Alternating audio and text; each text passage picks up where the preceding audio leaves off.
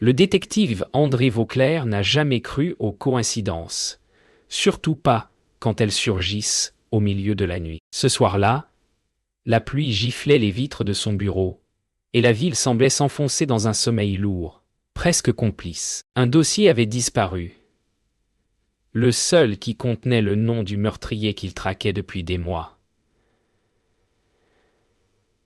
Sur la chemise en carton, il avait griffonné 3 lettres avant qu'elles ne s'évaporent. Yobert RDL Dia. Le matin, un policier l'avait classé non pertinent, mais André savait que cette disparition n'était pas une erreur administrative.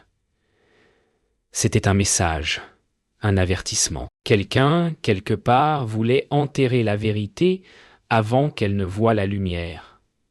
Et dans ce jeu-là, il venait de perdre son seul avantage. Le matin apporta plus de questions que de lumière.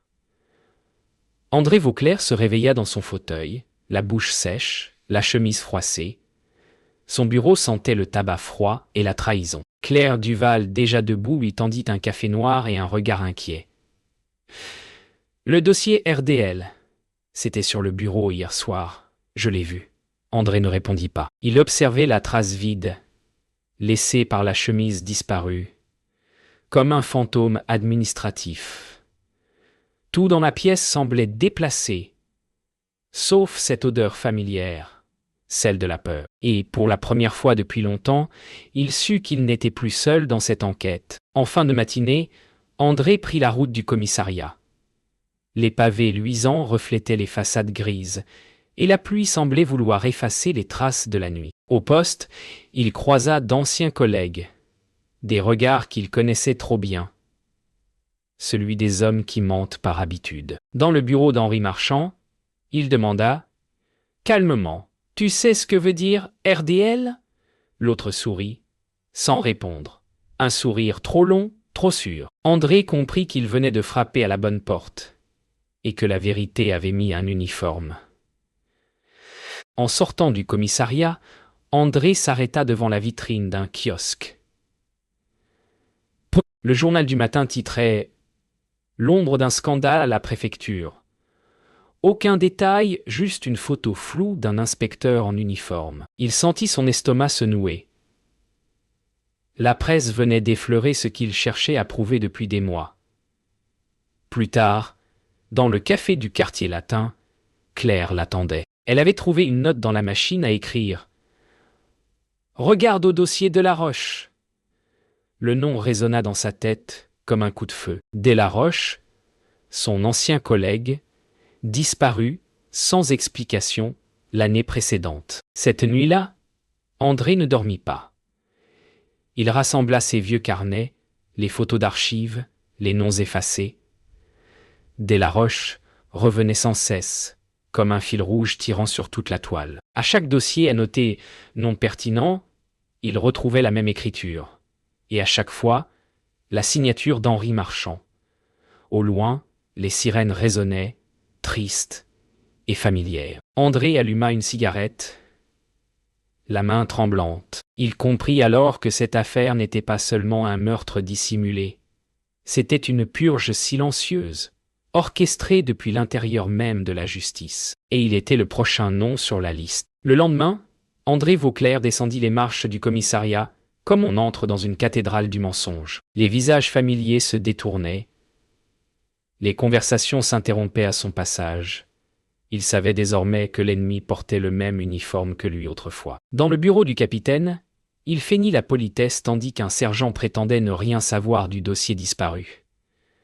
Mais la nervosité dans leurs regards en disait plus long que leurs mots. André n'avait plus besoin de preuves officielles. Il avait lu la peur. Et cette peur, il allait la suivre jusqu'à sa source. Claire Duval retrouva André dans un café près de la gare d'Austerlitz. Elle tenait un petit carnet trempé, dérobé au secrétariat de la police. À l'intérieur, une note manuscrite portait les mêmes initiales. EGA, RDL, Yo. André comprit aussitôt que le dossier disparu n'était qu'une pièce d'un puzzle plus vaste. Claire, effrayée, lui avoua qu'un inspecteur avait ordonné de faire disparaître toute trace du rapport. Pour la première fois, elle vit dans les yeux d'André non plus de la colère, mais du chagrin.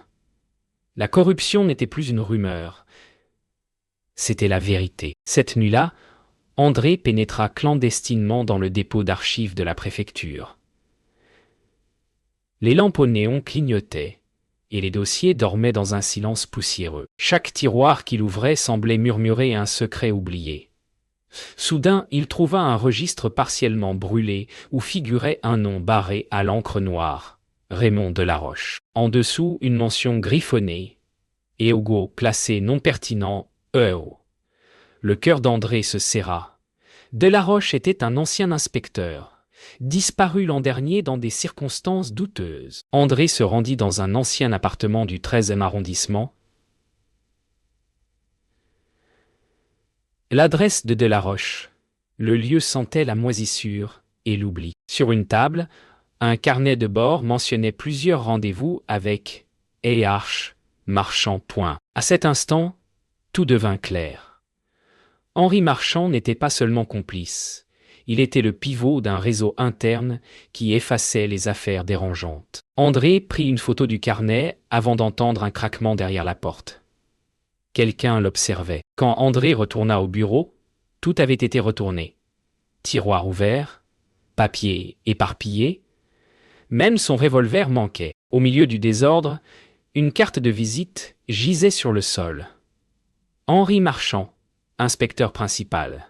C'était un message, encore une fois. La guerre venait de commencer, et cette fois, elle ne se jouerait pas dans les couloirs de la justice, mais dans l'ombre des consciences.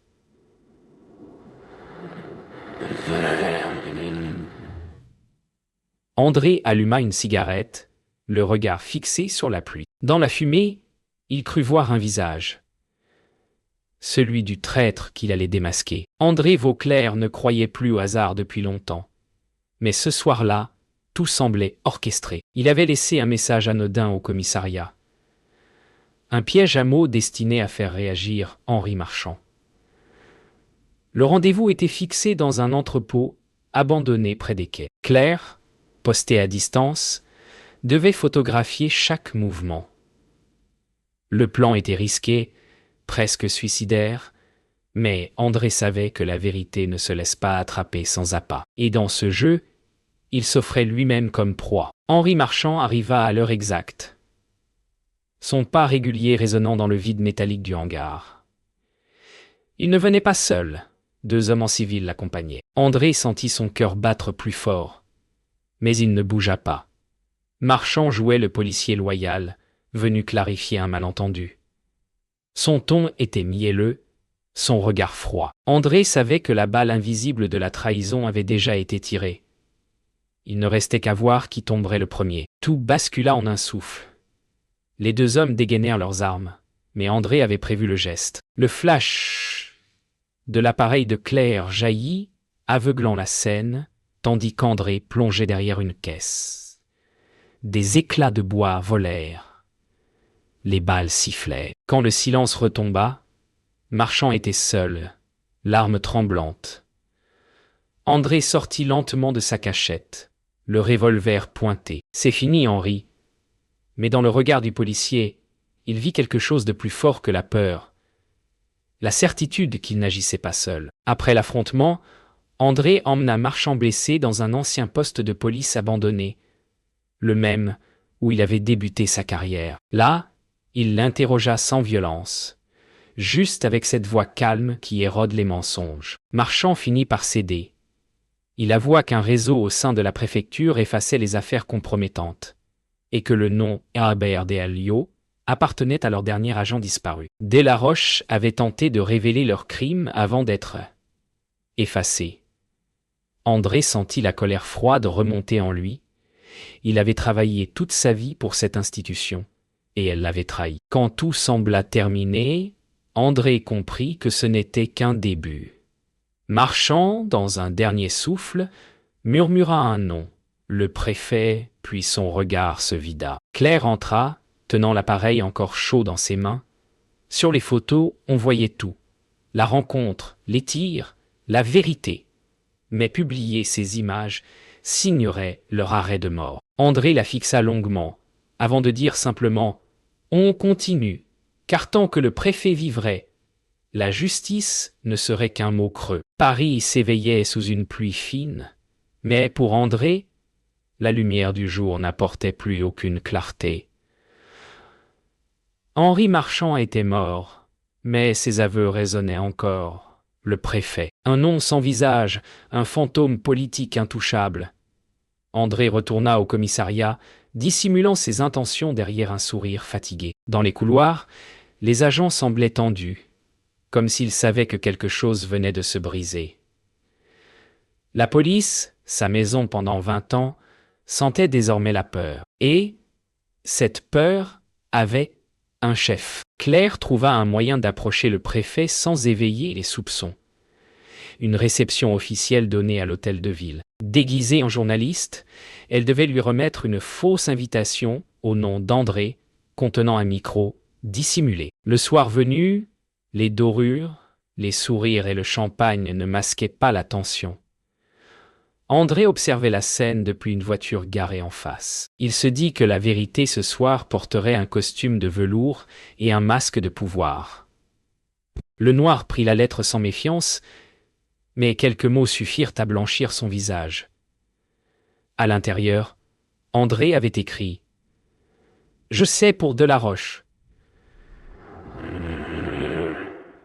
Je sais pour Marchand. On se voit bientôt. » Quelques secondes plus tard, le préfet quitta discrètement la salle, escorté par 2 gardes.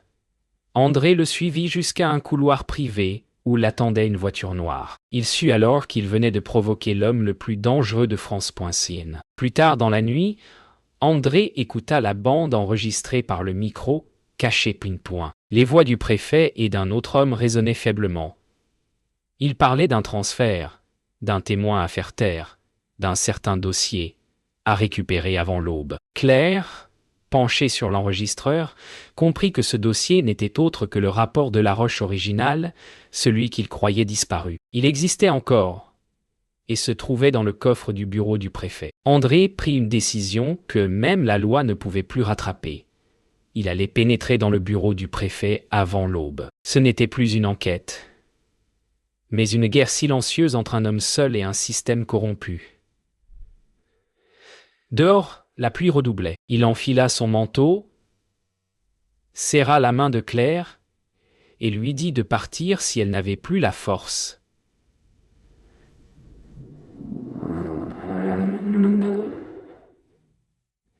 Elle resta. Dans le reflet de la vitre, leurs visages se confondirent.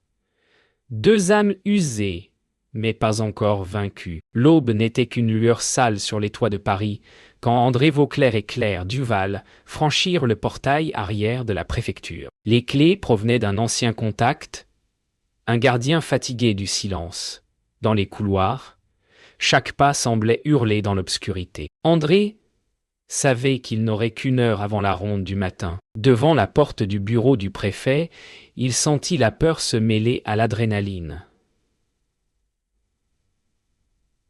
Cette frontière fragile, où le devoir devient obsession. Derrière ce verrou, il n'y avait pas seulement un dossier, mais le fantôme d'une vérité que tout le monde voulait effacer. Le bureau du préfet respirait la puissance et le mensonge. André referma la porte doucement, puis se dirigea vers le coffre mural dissimulé derrière un portrait officiel. Les doigts tremblants, il entra les chiffres qu'il avait déduits d'un mémo oublié. 12-6-49. Le cliquetis du mécanisme résonna comme un battement de cœur. Quand le coffre s'ouvrit enfin, une seule chemise en sortit, marquée en rouge, RDL Claire, retint son souffle. Le dossier existait encore, intact, mais la vérité qu'il contenait allait coûter cher prenez. Avant qu'ils ne puissent fuir, une porte claqua derrière eux. Le préfet Armand Lenoir se tenait là, revolver à la main, sa voix glaciale. Il parla sans élever le ton, comme un homme habitué à donner des ordres qu'on ne discute pas.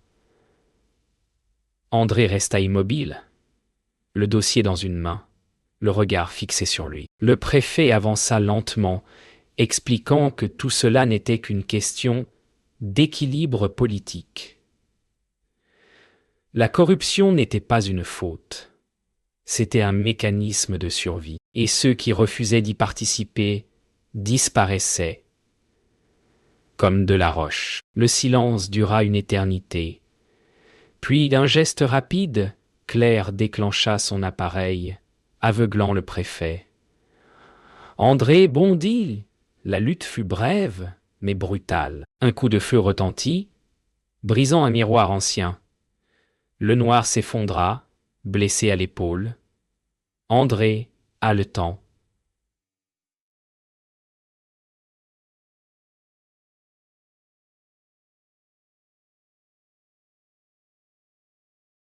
Le préfet murmura. « Tu crois avoir gagné ? Tu viens seulement de rouvrir la guerre. » Claire le tira par le bras. Ils s'enfuirent dans les couloirs, le dossier serré contre la poitrine, tandis que les sirènes retentissaient déjà. Ils atteignirent les quais au petit matin. Le vent portait l'odeur froide de la Seine et des sirènes au loin. André ouvrit le dossier sur le capot d'une voiture abandonnée. À l'intérieur, les preuves étaient accablantes. Des ordres signés, des transferts d'argent, des rapports falsifiés. Tout ce que Marchand et Delaroche avaient tenté de révéler était là, noir sur blanc. Claire prit les photos, une par une, sans trembler. André savait qu'il ne pourrait plus jamais revenir en arrière. Mais au moins, désormais, ils tenaient la vérité dans leurs mains. Le matin même, les journaux titraient sur un incident mineur à la préfecture.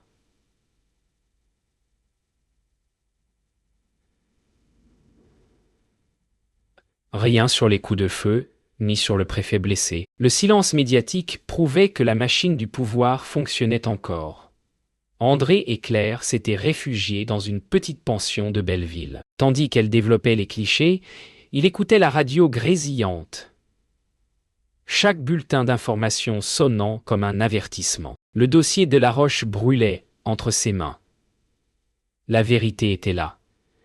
Mais sans une tribune, elle mourrait dans l'ombre. André savait qu'il lui fallait frapper fort, une fois, avant d'être effacé à son tour. Claire proposa de contacter un journaliste d'investigation qu'elle connaissait, Julien Morel, un ancien ami banni des rédactions, pour avoir touché aux intouchables. Ils se retrouvèrent dans un vieux théâtre désaffecté, dissimulé parmi les fauteuils couverts de poussière. Julien lut le dossier en silence, page après page, jusqu'à lever les yeux vers André.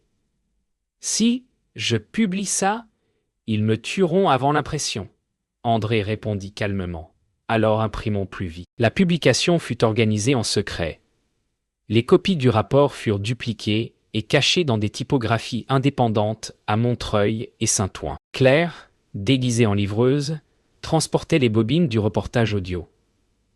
André, lui, resta dans l'ombre, observant chaque mouvement depuis une cabine téléphonique. À chaque sirène qui passait, il croyait entendre son propre nom chuchoter dans les ondes. Mais malgré la peur, quelque chose d'inédit naissait, un frémissement d'espoir dans une ville habituée à se taire. Le soir, les premières pages imprimées circulèrent sous le manteau. Un article, sans signature, révélait le scandale. Meurtre couvert, dossier effacé, argent détourné. La ville s'enflamma d'indignation. À la radio, un enregistrement de la voix du préfet diffusé par Morel fit l'effet d'une déflagration.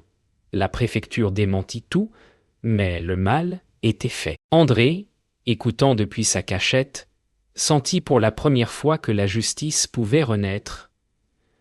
Pas dans les tribunaux, mais dans la rue. Mais la victoire fut de courte durée. Des hommes du service interne envahirent la pension. André et Claire n'eurent que le temps de fuir par les toits. En contrebas, les voitures banalisées encerclaient déjà la rue.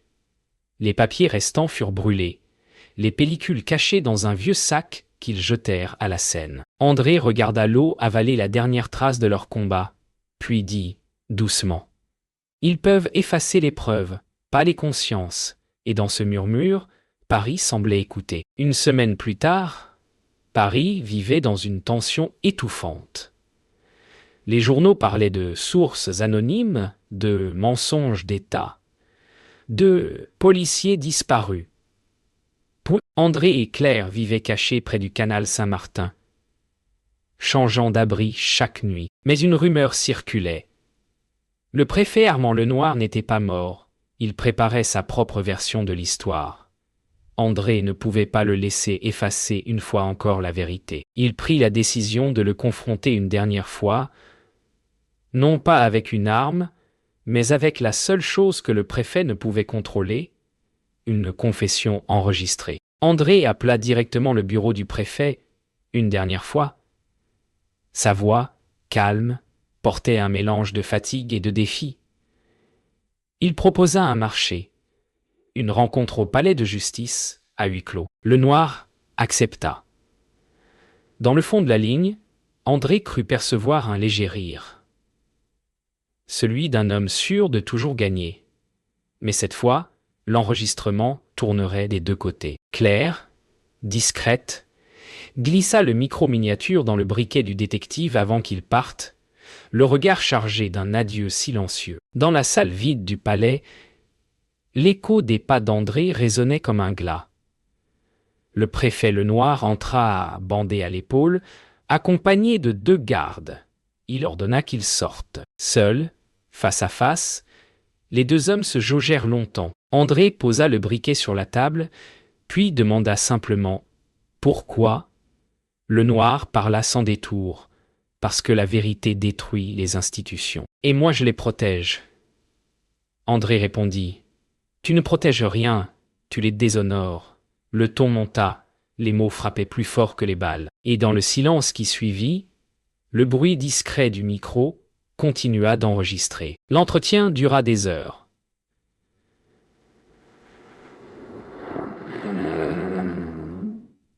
Le préfet, croyant ne parler qu'à un homme brisé, révéla tout. Les ordres d'exécution, les dossiers détruits, les complicités politiques. Chaque mot s'imprimait sur la bande. Lorsqu'il comprit, trop tard, qu'André enregistrait, la rage éclata. Il tenta d'attraper le briquet, mais André resta immobile. « Tu ne peux pas tuer la vérité 2 fois, dit-il simplement. Les gardes entrèrent, alertés par les cris. Le préfet, dans un dernier élan de colère, sortit son arme. Mais ce fut son propre geste qui le perdit. Une détonation, puis le silence. À l'aube, Claire monta les marches du palais. André l'attendait sur les marches, le visage couvert de fatigue et de pluie. Il lui remit la cassette sans un mot. Quelques heures plus tard, la confession du préfet passait sur toutes les stations de radio. Paris s'arrêta d'un coup, suspendu entre stupeur et libération. André disparut ce jour-là. Certains disent qu'il quitta la ville, d'autres qu'il fut emporté par la Seine. Claire, elle, continua à publier, à raconter. Et chaque fois qu'elle entendait la pluie sur les vitres, elle croyait reconnaître la voix d'un homme qui n'avait jamais cessé de chercher la vérité.